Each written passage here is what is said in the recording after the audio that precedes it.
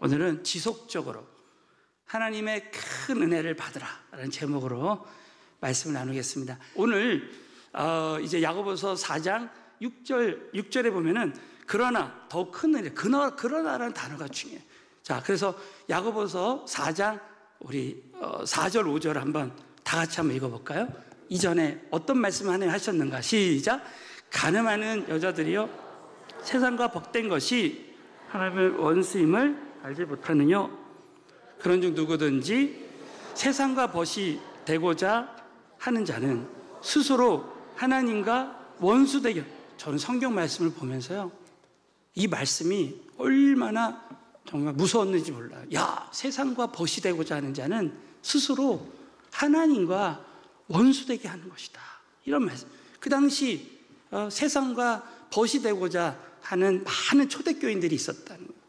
이것은 오늘날 우리에게도 해당되는 거예요. 우리가 하나님을 믿으면서도 신앙생활하면서도 계속 세상과 벗이 되는 거예요. 그런데 5절 말씀을 보면 더 충격적입니다. 우리 5절 시작. 너희가 하나님이 성령이 시기하기까지 사모한다 하신 말씀을 헛된 줄로 생각.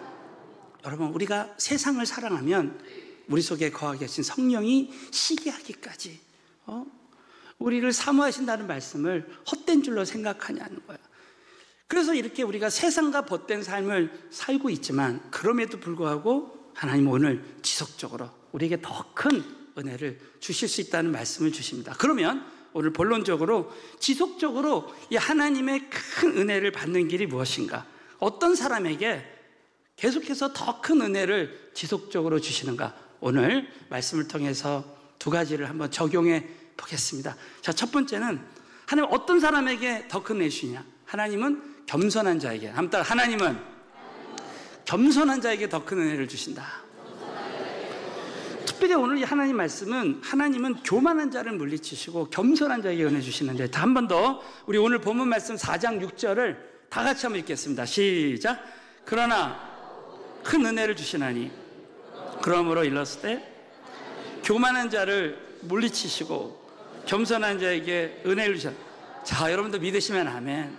그러나, 이 그러나라는 단어가 뭐예요? 아까 우리 4장 4절 5절에 우리가 세상에 벗되고 정말 이 세상에 세상 것을 사랑하고 사는 그런 삶을 산다 할지라도 그래도 하나님이 더욱 큰 은혜를 우리에게 주실 수 있다는 거예요. 여러분, 우리는 예수 믿고 나서도 이 습관을 고치지 못해요. 그럼에도 불구하고 여러분, 우리 하나님은 회개하고 하나님 앞에 돌아오면, 정말 이 세상을 청산하고 돌아오면 더 큰 은혜를 주실 줄로 믿습니다. 그 얘가 야곱이에요. 여러분, 야곱을 보세요. 야곱은 이름이 속이는 자. 야곱은 세상 것을 사모했어요. 그래서 장자권을, 아버지를 속이고 형을 속여서 장자권을 빼앗았어요. 우리는 아직 예수 믿고 나서도 이 세상 것에 우리는 다 그것을 사모하면서 사는 삶 얼마나 많이 있습니까? 우리는 야곱처럼 은밀한 죄, 지속적인 죄를 계속 짓잖아요. 나 자신을 돌아보면, 야, 어떻게 나 같은 사람이 이렇게 주의를 하나? 어떻게 나 같은 사람이 이렇게 교회에서 봉사하고 직분을 갖고 사나? 여러분, 그렇게 자괴감이 들음에도 불구하고, 여러분, 저와 여러분이 야곱처럼, 야곱은 그럼에도 불구하고 하나님이 야곱을 지켜주시고 사랑하시고 끝까지 일방적으로 야곱을 사랑하셔서 하나님께서 야곱을 통해서 역사하신 줄로 믿으시기 바라겠어요. 우리는 야곱처럼 얼마든지 우리는 한때 세상을 사랑하고 사모하고, 지난 주간에도 넘어지고 쓰러졌지만 오늘 예수의 보혈로 우리가 다 회개하고 용서함 받으면 다시 일어설 수 있게 될 줄로 믿으시고요, 더 큰 은혜를 부어주실 줄로 믿으시기 바라겠어요. 그런데 오늘 이 말씀을 보면 하나님은 그럼에도 불구하고 교만한 자를 물리치신다. 오늘 야고보서 4장 6절을 다시 보시면 그러나 더 큰 은혜를 주시는데, 그러므로 해서 하나님이 교만한 자를 물리치신다. 교만한 자를 물리치시고, 이 교만한 자를 물리치신다. 이 물리치신다는 단어가 군사적인 용어라고 합니다.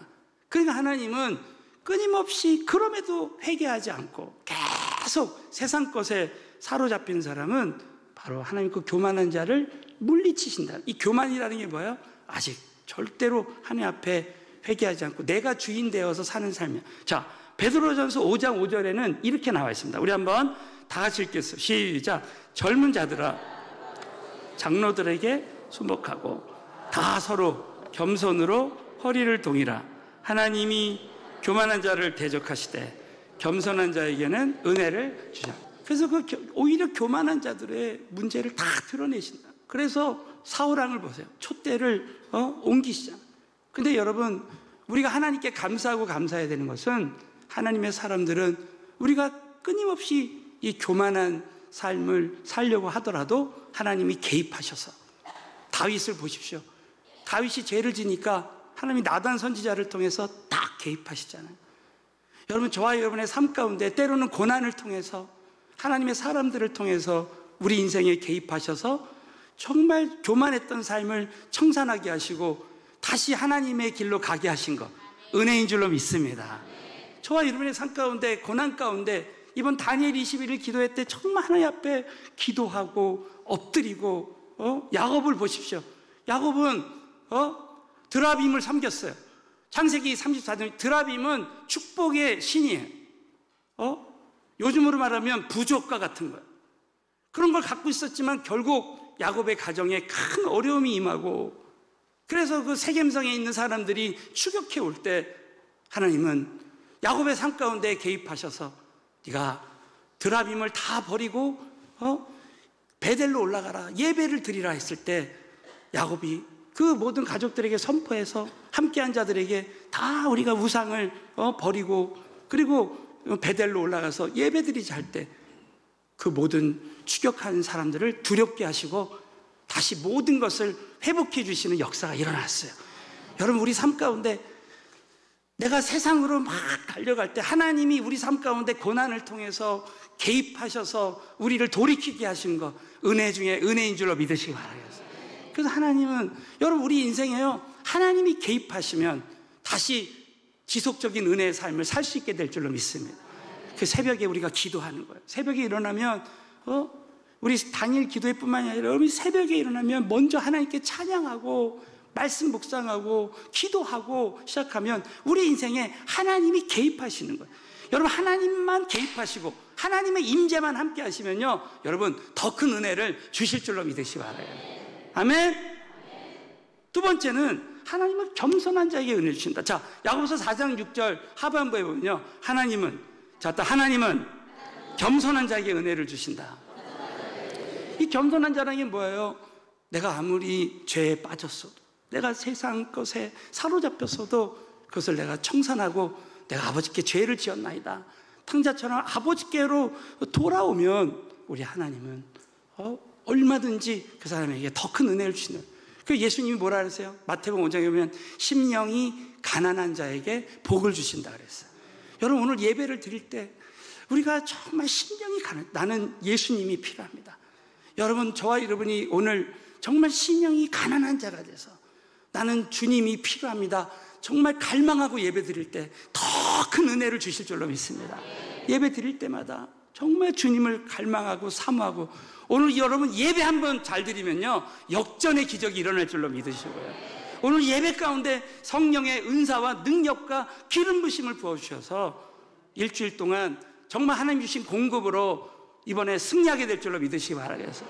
그래서 저는 이 베드로전서 5장 6절을 보면요, 저는 이 말씀을 나에게 주신 평생 말씀으로 붙들어야 되겠다. 자, 우리 다 같이 한번 믿음으로 한번 읽겠습니다. 시작. 그러므로 능하신 손 아래서 겸손하라.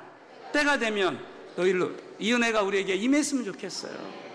여러분, 하나님의 능하신 손 아래서, 여러분, 모든 것은요, 하나님의 능하신 손 아래에 있는 줄로 믿습니다. 모든 것이 하나님의 손에 달려있는 거예요. 그 능하신 손 아래서 겸손하면 때가 되면, 자, 때가 되면 너희를 높이시리라. 그러니까 우리 인생에요, 겸손하게 하시는 때가 있고 그 기간이 지나면 하나님이 우리를 높여주시는, 하나님께 영광 돌리는 그 때가 오는 줄로 믿습니다.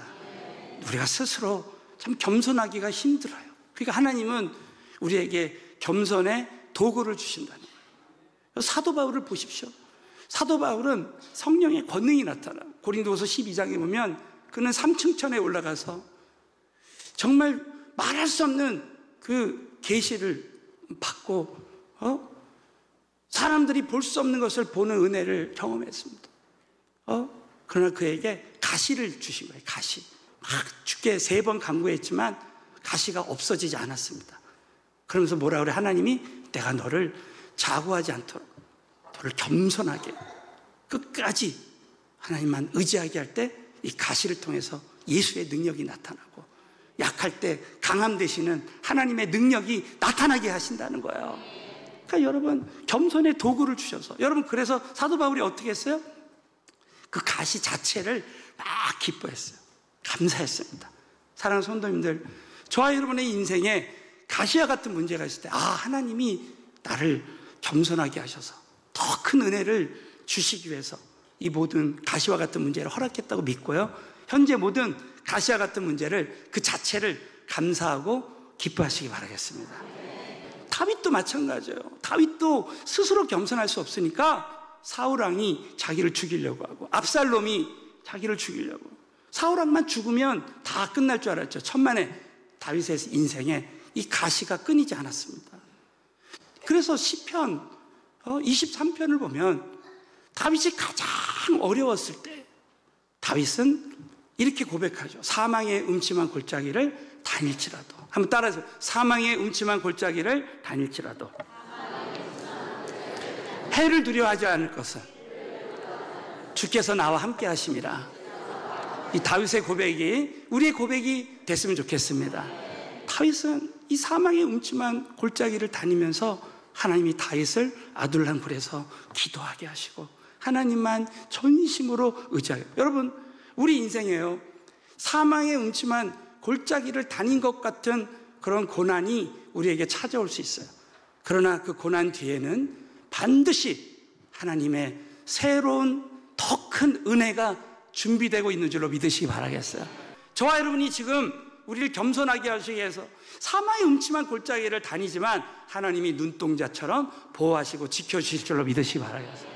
그래서 사망의 음침한 골짜기에서 다 전심으로 주님만 바라보면 그 사망의 음침한 골짜기가 은혜의 골짜기가 되는 줄로 믿으시기 바라요. 그 시간을 지나니까 뭐예요? 때가 되니까 높여주죠. 다윗을 때가 되니까 그 골짜기를 지나면서 다윗이 하나님 겸손하게 하시니까 결국은 다윗의 군대를 보내주시고 다윗이 왕으로 하나님 앞에 쓰임받는 그날이 온다는 것이죠.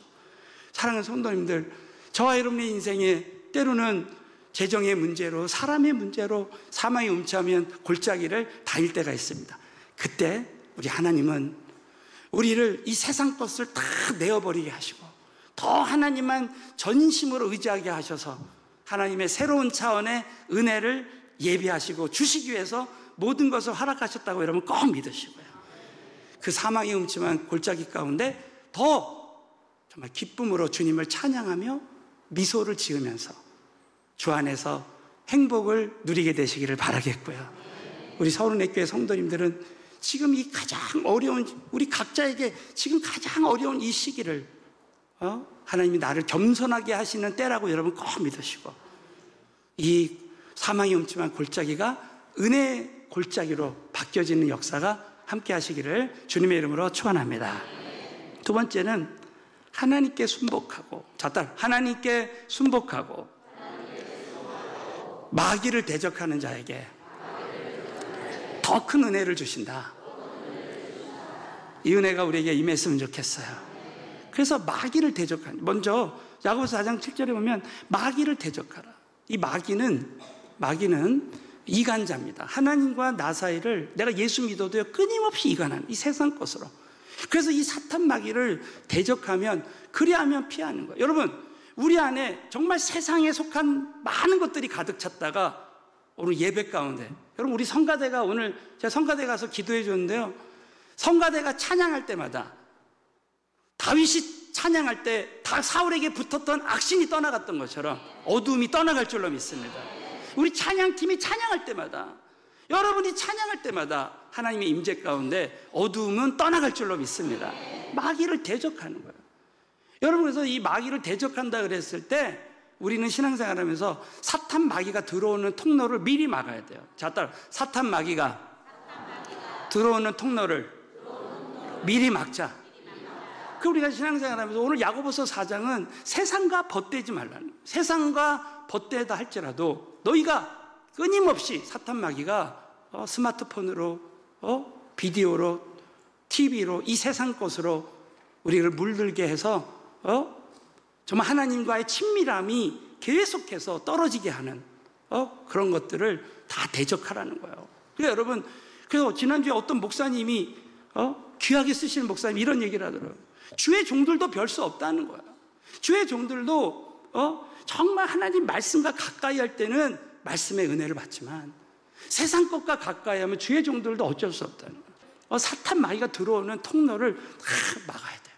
우리 새가족 여러분들이 특별히 신앙생활하면서 이 사탄 마귀가 들어오는 통로를 막아야 돼요. 두 번째는 마지막으로는 하나님께 순복하는 자에게, 하나님께 순복하는 자에게 더 큰 은혜를 주신다.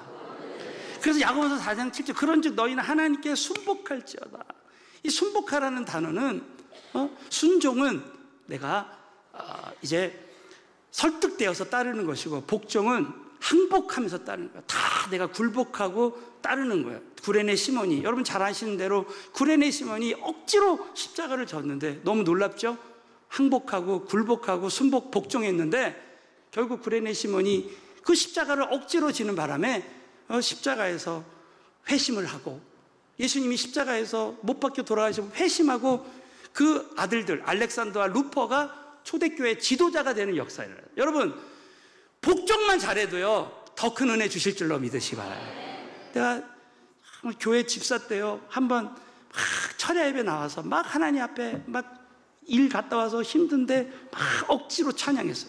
억지로 찬양하는데 이스라엘 찬송 중에 거하시는 하나님이 역사하시더란 말이에요. 그러니까 막 하나님의 은혜가 넘치고 평강이 임하는 거예요. 여러분 순복하는 자에게 은혜 주실 줄로 믿으시기 바랍니다. 그 예가 누구냐? 예수님이십니다. 여러분 예수님이 빌립보서 2장을 한번 보세요. 2장 5절부터 8절을 보면 이 말씀의 배경, 빌립보에 있는 교인들이 하나 되지 못해서 서로 다투고 내가 너보다 낫다 하면서 하나 되지 못했습니다. 그때 우리 예수님의 마음을 품으라. 다 같이 한번 5절부터 시작. 그런즉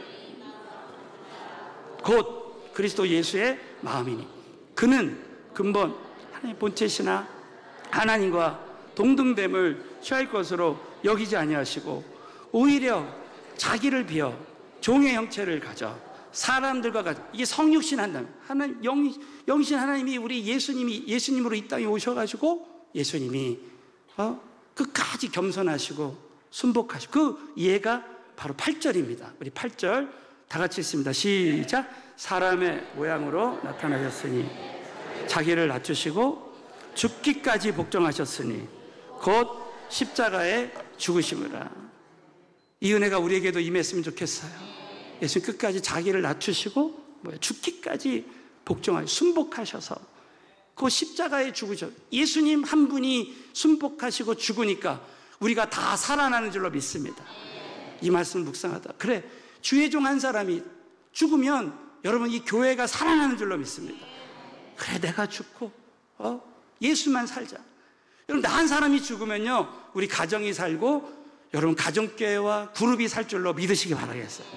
그래서 그래서 여러분 예수님이 십자가에서 이렇게 순복하니까 어떤 일이 일어납니까? 빌립보서 2장에 보면 예수의 이름, 천하의 그 구원받을 이름, 그 예수의 이름을 주시고 하늘에 있는 것이나 땅에 있는 것이나 모든 것을 예수의 이름에 꿇게 하시는 역사가 있는. 이 말은 뭐예요? 오늘 야고보서 말씀대로 하나님께 순복할 때 더 큰 은혜를 주시는 줄로 믿습니다. 또 한 가지, 여러분 마지막으로요, 사도 바울은 바로 예수님처럼 끝까지 하나님께 겸손하게 순복하면서 이 세상 것을 버리고 세상과 벗된 것을 버리고 하나님께 순복하고 겸손하게 하나님이 더 큰 은혜를 주셨던 예입니다. 우리 한번 마지막으로요 빌립보서 3장 7절부터 보겠습니다. 7절 시작. 그러나 내게 유익하던 것을 내가 그리스도를 위해 다 해로요. 사도 바울은 내게 유익하던 것을 내가 그리스도를 위해서 다 해로버렸다. 여러분 생각해 보시죠. 우리가 처음에 술을 먹을 때요, 술을 먹으면 잠깐 내가 이 세상의 문제를 잊어버려. 내가 유익한 것 같지만 계속 이 세상과 벗대고 술, 담배하고 세상 것에 내가 사로잡히면 결국 어떤 사람은 막 위암에 걸리고 폐암에 걸리고 결국은 유익하지 않아. 그래서 다 버려야 되는 거예요. 8절 다 같이 시작. 또한 모든 것을 해로 여김은 내 주 그리스도 예수를 아는 지식이 가장 고상하며 내가 그를 위하여 모든 것을 잃어버리고 배설물로 여김은 그리스도를. 사도 바울은 배설물로 자신의 학벌, 자신이 배운 거 이런 거 세상 거 다 내어버리고 그리고 오히려 나에게 주신 그는 장막을 팔면서 전도했어요. 장막을 팔면서 선교했습니다. 그 나에게 주신 것을 오히려 다른 사람들에게 나눠주면서 결국은 부활에 이른다. 자, 9절 11절 시작. 그 안에서 발견되려면 어찌하든지 죽은 자 가운데서 부활에 이르려 하는. 그래서 사도 바울은 부활 수준에 이른다. 부활 수준. 여러분 아세요? 사도 바울처럼 저희로는 부활이신 예수님을 믿을 때 우리는 부활 수준의 사람이 된 줄로 믿습니다. 자, 따라서 내가 예수님을 믿을 때 부활 수준의 사람이 되었다. 믿으시면 아멘. 이게 엄청난 은혜입니다. 우리가 장례식에 가면 사망을 뛰어넘는 사람이 없어요. 예수 안 믿으면 그냥 사망 수준이야. 그러나 여러분, 저는 우리 교인들이 예수님 믿고 소천하신 부모님 장례 때 우는 사람을 못 봤어요. 잠시 있으면 우리 사랑하는 부모님을 저 천국에서 만날 것을, 죽어도 부활할 것을, 그 약속을 믿으니까. 여러분, 우리는요, 예수 믿으면 우린 죽어도 다시 사는 줄로 믿으시고요. 부활해서 영원한 천국에서 다시 만나. 그러니까 우리는 부활 수준의 사람이기 때문에 사망을 두려워하지 않는 거예요. 사도 바울은 사망을 두려워하지, 순교하는 걸 두려워하지 않는 거예요. 그래서 이 땅에서 그 부활 수준의 사람이니까 절대 이 세상 것에 집착. 자, 두 가지를 적용해요. 첫 번째는 여러분, 이 세상에 지금 우리가 가지고 있는 모든 문제는요, 부활 수준 아래의 문제. 여러분, 이 세상의 모든 문제에 너무 집착하고 연연해하지. 여러분 아시죠? 지금 우리가 걱정하고 있는 모든 문제 다 내려놓고 천국에 가는 줄로 믿습니다. 너무 이 세상에 집착하지 말고. 저도 다시 한번 이 말씀을 통해서 그래, 이 땅의 모든 문제 다 주님이 하시는데, 여러분, 내가 지금 지극히 큰 문제라고 생각하지만요, 주님 손에 맡겨드리면 하나님이 다 하실 줄로 믿으시기 바라겠고요. 이 죽음, 부활, 이 전의 문제, 정말 그 이하의 문제에 너무 연연하지 말고, 또 한 가지, 우리는 이 땅의 세상 것에 사로잡히지 말고, 세상에 벗되지 말고, 이 세상에서 뭐를 얻으려고 하지 말고, 사도 바울처럼 자꾸 배설물을 버림. 우리가 너무 세상 것에 연연하거나 집착하거나 거기에 염려하거나 두려워하지 말고, 오히려 이 세상 것을 주님 앞에 다 내려놓고 이것을 다 주님 손에 맡겨드리고 배설물로 사도 바울처럼 다 내어버리고, 이번에 또 은혜 만남인데 또 얼마나 많은 사랑을 우리가 줍니까? 여러분, 이 세상에 있는 모든 것 다 주님 것이고 그것을 나눠주면서 한 영혼 한 영혼을 위해 이 모든 것 나눠주고, 오히려 부활 후에 저 천국에서 영원한 큰 상급 받는 우리 한 사람 한 사람 다 되시기를 예수의 이름으로 축원합니다.